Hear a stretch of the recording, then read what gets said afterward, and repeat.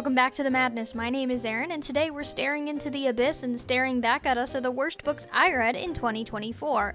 Now, this is a book-hating safe space, so please feel free to comment down below which books you unapologetically hate from this year. Write me an essay, tell it to me straight, with your full chest. I want to know. First, we're gonna quickly cover the DNFs. I DNF'd, or did not finish, only 2 books this year, which was an advanced reader copy of The Sisters of Blue Mountain Beach by Callan Chapman Lloyd and Die Hot with a Vengeance by Sable Young. Typically, I only DNF if I have a comprehension issue, but this year things have changed because I DNF'd both of these books because of their quality. Sisters of Blue Mountain Beach was just dreadfully boring, and Die Hot with a Vengeance was less essay, more memoir, but even the memoir parts felt empty of theme.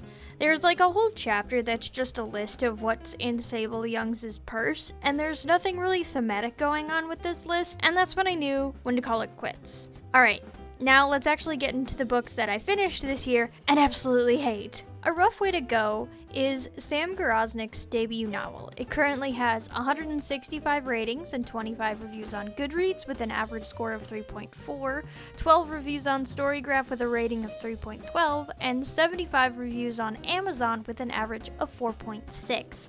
That's a huge disparity between sites, and while there's no concrete answers as to why Amazon book reviews tend to be higher than sites like Goodreads, the general theory is that Amazon has stricter rules on who can leave a review, which results in a more positive bias. It's also important to remember that Amazon's website sells products and Goodreads' website fosters a reading community, and there are different expectations when you're reviewing a book as a product on Amazon and reviewing a book with literary criticism on Goodreads. Something else interesting about the reviews that you can see on Goodreads is that a vast majority of the reviews, mine included, disclose that the book was given free through NetGalley. Now, I know from experience that if you try to read a book on Amazon and bring up that you got an ARC, or advanced reader copy, Amazon won't let you publish the review.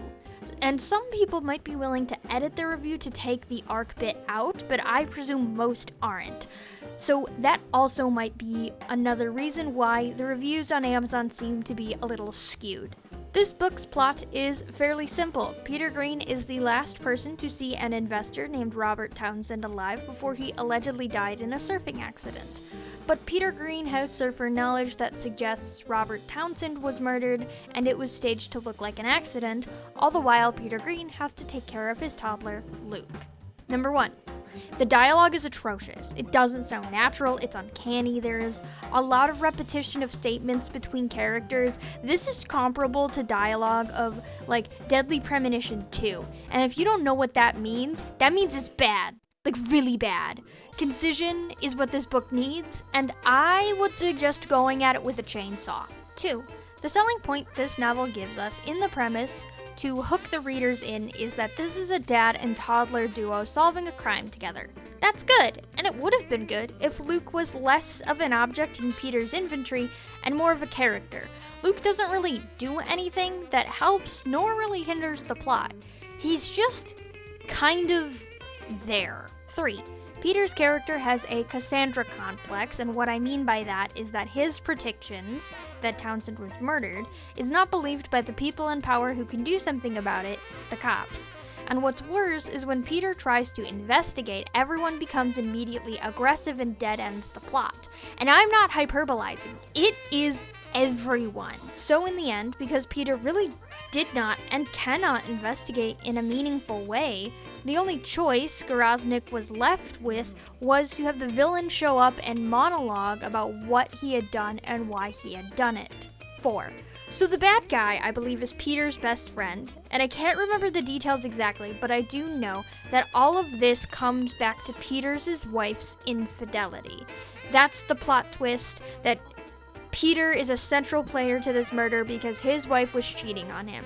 Now, I love a story where we build up this grand conspiracy and it ends up being something as simple as infidelity. One of my favorite video games does that exactly, but this, in A Rough Way to Go, is very poorly executed. It's not fun, it's not entertaining, it's just like, huh?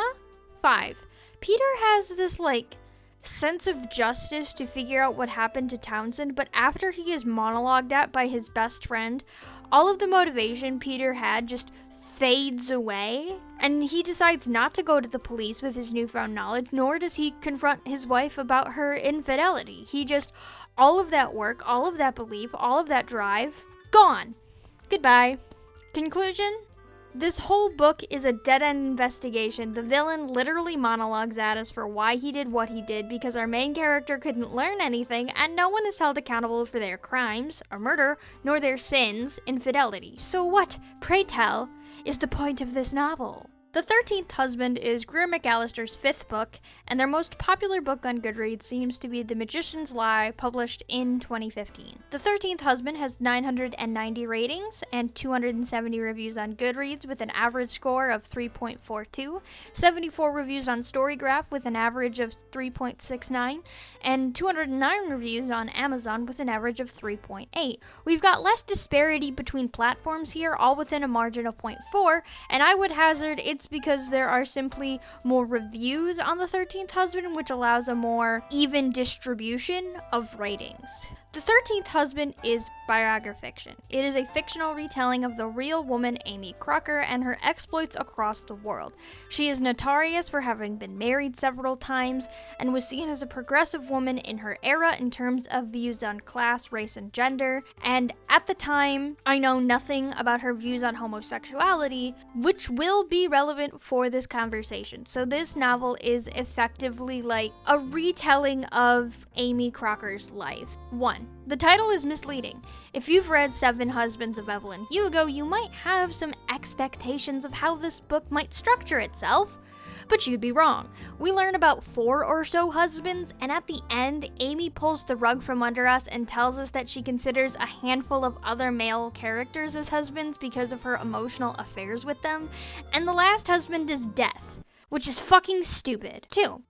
I question this book's accuracy. At the end of the book, the author has an afterword explaining some changes she made for the sake of cohesion of the plot, and in biography fiction, I really appreciate these afterwards because it can help combat misinformation. That being said, when I was doing some light research on Amy Crocker, I noticed some stuff the author did not specify she changed, nor could I find any information that confirmed Amy had a lavender marriage. If you don't know what a lavender marriage is, a heterosexual presenting relationship where one or both members are queer so as to hide their queerness from the public. In the book The 13th Husband, Amy has a lavender marriage, but I could not confirm if the real Amy had one. 3. Amy Crocker was known for being progressive in her era, but because of the lack of clear information in the afterword and what's on the internet, I cannot tell if that's actually how Amy acted or if the author added more progressive scenes to make her more approachable for a modern audience. Either way, Amy felt like she belonged in 2024, not 1880, and that was disorienting. 4. There is a magical realism occult aspect to this book because Amy herself was into the occult, and the portrayal is ultimately lackluster. A mystic tells Amy that her 13th husband will bury her, which is very cool in concept, but because we're playing semantics with what counts as a husband and also the last husband is Death, it's not that cool in execution. There is also a ghost that seems to haunt Amy, and I think it's supposed to be Amy from the future. It was fine. It wasn't that impressive. It was just okay. Conclusion: it's a book with a misleading title, lackluster magical realism, and questionable authenticity. When I finished it, my one thought truly was, what was the point of reading this? Rebecca is a classic novel published in 1938 by Daphne du Maurier, and is a well-regarded novel. It won the National Book Award for Fiction in 1938 and the Anthony Award for Best Novel of the Century in 2000. On Goodreads, it has 664,234 ratings and 44,151 reviews with a 4.25 average, 62,609 reviews on Storygraph with an average of 4.23, and roughly 26,642 reviews on Amazon with a 4.4, but I only looked at one version of the book. Since this is an older book, there's going to be a ton of different versions on Amazon, and it didn't look like all of the editions had their reviews and ratings consolidated because, again, Amazon is trying to sell you a product, so it needs to have everything separated out. Rebecca is about an unnamed woman who gets married to a rich man named Mr. De Winter, who seems unable to escape the metaphorical ghost of his late wife Rebecca. Everything about the estate our main character ends up living in seems to have her presence felt in some way. We end up learning that she did not die in a tragic boating accident, but instead she was murdered by Mr. De Winter. The last part of the novel is both De Winter and our protagonist covering his tracks because new evidence of Rebecca's death comes to light, which could implicate murder. 1. This book is not a slow burn, it's just slow. The audiobook is about 15 hours long, and there are, at most, 6 plot points, which means we are having a plot point once every 3 or so hours. This book was written assuming the audience has nothing better to do except for read, and it shows. 2. At this point, I feel confident in saying that Gothic horror might just not be for me, because I need something more than big old house that seems spooky paired with eerie slice of life. With the plot points so far and few between, it became impossible to maintain any meaningful level of suspense, and I was often bored. 3. There came a point where I just stopped caring. As plot lines began to resolve themselves and I noticed that there's still a chunk of the book left, I'm not curious about a late stage plot twist. I'm exasperated at what else this book could possibly say, and that feeling was felt during this reading process. Conclusion: ultimately, it was just a slow dredge of a novel, and the pacing of it did not stimulate any sense of horror or suspense for me, nor did I really care about the death of Rebecca or the cover-up, because truly it had taken so long to get there that I simply stopped caring. I was glad when it was over. People can get fairly defensive about classics, and I get it, but I promise I'm not a classics hater, even if I don't really find most of them entertaining. I loved Mrs. Dalloway, which some would argue has too much stuff happening all at once. Local Woman Missing by Mary Kubica has 582,507 ratings and 48,579 reviews on Goodreads with an average of 4.1. It has 44,701 ratings on Storygraph with an average of 4.0, and on Amazon it has 76,144 ratings with an average of 4.2. So, the readership of Local Woman Missing is very much in agreement that this is a good book, and I am simply an outlier. First of all, I hate to say that it is because I have a writing degree, but it's truly because I have a writing degree that I hate this novel. I don't say that as a superiority flex or anything, but it's because I have a formal education on the fundamentals of novel structures that there are just some novels that I will never be able to jive with. The wonderful thing about novels is that every novel is someone's favorite, and I think readers have the right to decide if they publicly support a written work or not. What's important about this novel that's different than like A Rough Way to Go and The 13th Husband is not just the numbers, but the people who are reading it. Advanced reader copies go to readers who are effectively gambling. There's more risk because readers are taking a risk on your project, especially if you're a debut writer. Outside of art copies, people are only picking up books they think they'll like. And books are long-term expensive, so it makes readership pickier about the books they pick up. So the wonderful thing about Local Woman Missing is that clearly Mary Kubica's book got the audience that likes this specific structure of mystery writing, and I am just someone who accidentally got caught up in the net. Now, what, pray tell, is the structure that I'm talking about? Okay, so this is not a definitive binary. You can't put every mystery book or book with a mystery element into this binary, but you can fit a lot of them in here. Do I think with my writing degree that one half of this binary is indicative of stronger writing than the other? Yes. Does that make books in what I feel is in the weaker section, bad books not worthy of a reader's time? No, because clearly, as we can see with Local Woman Missing, there is an audience for both halves of the binary. The two parts are called the planted mystery and the twist and reveal mystery. The planted mystery is a novel that properly seeds or plants all the things it needs for the mystery to unfold. This concept can also be called planting the gun. The author is unbothered by a reader being able to put the pieces together before the big reveal and is more interested in telling a compelling story than getting the twist right. I am a reader that prefers a planted story. It's how I was taught to write, and I feel that these novels tend to be very good more consistently than their counterpart. These novels also make the reader feel smart because they too can figure things out alongside the protagonist. Now, people on the other side of the aisle might not like Planted Mysteries because then these novels are predictable, and they ascribe predictability with a lower quality of writing. While there are novels that are just predictable because they rely on tropes and have little imagination to them, Planted Mysteries are using the setup part of the novel to their advantage so they can spend the rest of the time unfurling the mystery. But if you don't want to know a single thing until you get to the end, you simply aren't going to like Planted Mysteries. Now, a twist and reveal mysteries have the name because the author is focused on two things, and two things only: an unpredictable twist and a dramatic reveal. They care a lot about readers being able to solve the mystery before the grand reveal they've imagined in their head, and often employ tools to prevent the reader from figuring things out, usually a red herring. What I've observed in reading these books is that because they want this shocking plot twist and grand reveal, the majority of the book is spent on a red herring, and the red herring ends up being more compelling than the actual answer because a lot of the planting in time went into setting up the red herring. Another problem I find in this structure is that because the author doesn't want us to know the twist and reveal, there's no information supporting it in the setup. So once the twist and reveal has occurred, there is often a long monologue or lore dump explaining why the twist and reveal is clever, cool, shocking, and interesting. People who like Planted Mysteries won't like these kinds of books because the majority of these books feel like a waste of time and a distraction, and now we're being forced into a lore dump when the setup could have been spent setting things up properly. But for the people who don't want to know a damn thing, they want that shock, they want to be tricked and witness these grand reveals, these books work. To them, it's a higher quality piece of writing if they cannot predict the twists, even if the structure is somewhat unsound. I must also state here that just because one book belongs in a category I prefer doesn't mean I automatically like it and think it's a great book, or vice versa.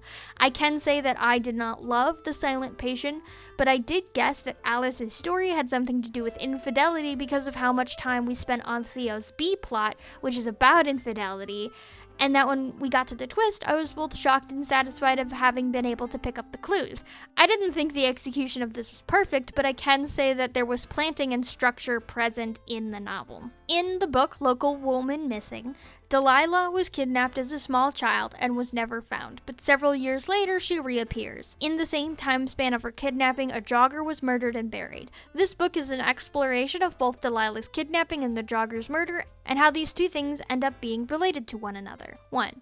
The first chapter with Delilah is one of the most compelling pieces of prose I've read this year. It had everything: terror, suspense, stakes, and the indomitable human spirit. It was compelling every step of the way, and I was really rooting for Delilah. But because this book was more focused on the twist and reveal, the chapter is rendered absolutely meaningless, and the emotional catharsis is assassinated at the 11th hour of the novel, and it was really frustrating and really upsetting that the best part of this book did not matter. 2.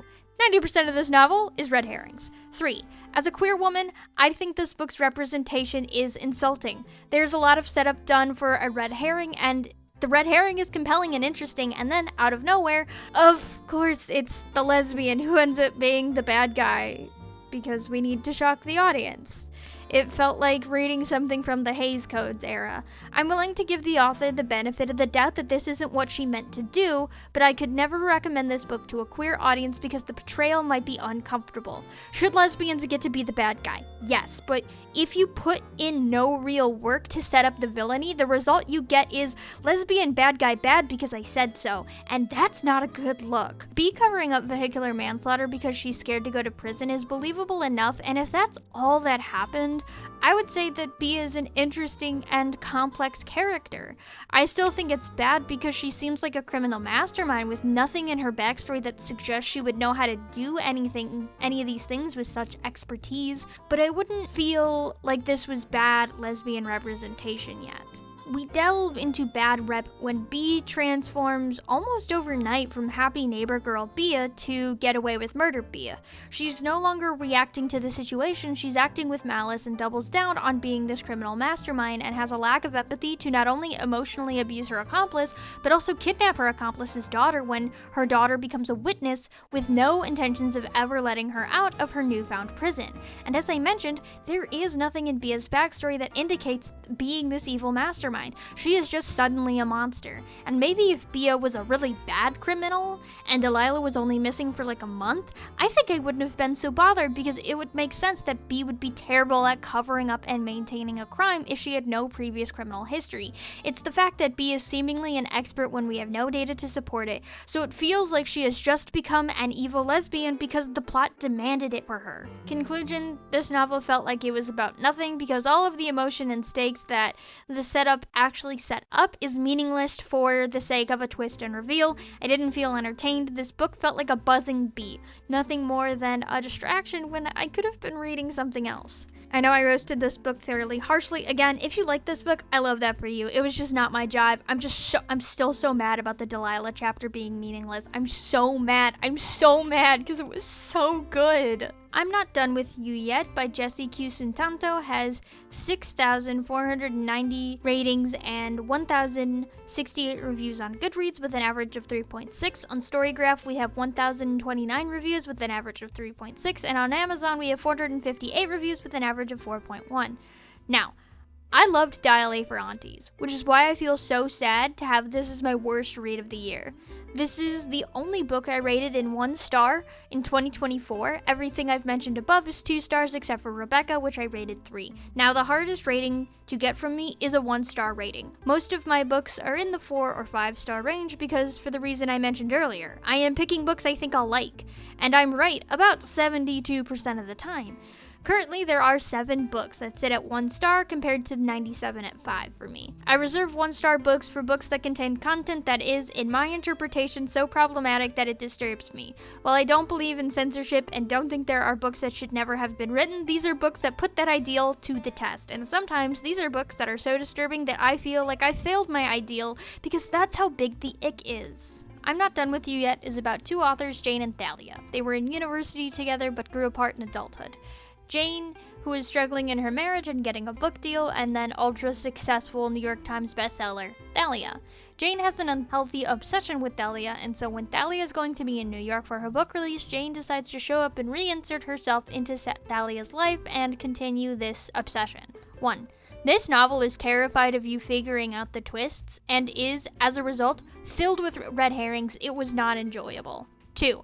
I am not a sociopath, and I am not an expert nor a voice that can speak on behalf of sociopath representation. That being said, the portrayal in this novel feels wrong and incorrect, and it disturbed me in a wrong way. I think this novel thinks it's being innovated with the diametric personalities of the 2 alleged sociopaths, but the sociopath representation is exactly what you imagined it to be. It reminds me of the way that dissociative identity disorder is explored in media. The only story we ever seem to get is, what if one of the personalities is a murderer? And likewise, it seems that stories about sociopaths are almost always about a sociopathic killer. And look, I am just as skeptical about the sociopathy representation in The Locked Door, but The Locked Door attempted to explore the struggle of a sociopath has with their lack of empathy and desire to emote like the people around them. There seems to be some heart in The Locked Door that is absent in I'm Not Done With You Yet. The title is incorrect. The line is, we're not done with each other yet, but the writer had to change it because it gives away the plot twist, which I think is stupid. Just call it something else. 4. I might not have any expertise to talk about sociopathy, but I do have expertise to talk about anxiety because I'm anxiety on legs.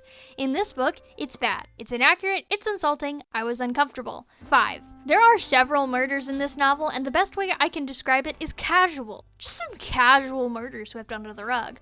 The gravity of a lost life is not in this book. Sure, maybe the alleged sociopaths feel nothing, and that makes sense, but everyone should be very fucking concerned, I think. But now, it's just casual. As a writer, something I remind myself is that in the Tomb Raider 2013 reboot, when Lara Croft makes her first kill, it's messy, ugly, Lara doesn't want to kill anyone, and when it's over she freaks out and cries. This is very different from the Lara she becomes as survival instincts take over, because by the last game she really doesn't hesitate to kill anyone. But The time the writing team took to really show how traumatic the first kill is helps us confront how precious the life is and that Lara has taken it. And worst of all, if she does not get good at killing people, she is never going to get off that island. By circumstance, Lara is forced to become a killer, and while she eventually escapes the physical island, she never leaves it mentally because she continues in her line of work where there are people willing to kill to get what she's after. Lara never gets off the island, not really. And I think this book absolutely lacks in that same gravity. People should be reacting badly to these casual murders. It should be life-altering. It should be significant, but no one really does. Conclusion: this book is a mess from start to finish with red herrings, questionable representation on both sociopathic and anxiety, and assassinates its own themes at the end. It becomes a book about nothing with some casual murders on the side. Alright, so that's the 5 worst books that I read this year. I am hoping that 2025 I will have some better books to read and rate, but of course there are always going to be bad books. I will say that there is one book that I read this year that was so bad it was good, and that was The Hive by Scarlet Braid. It is not a good novel, but honestly, if it was made into a film, it would be a cult classic. Like, it was kind of fun to experience, but I would not call it good. That's it from me. The madness has ended, and you can go in peace.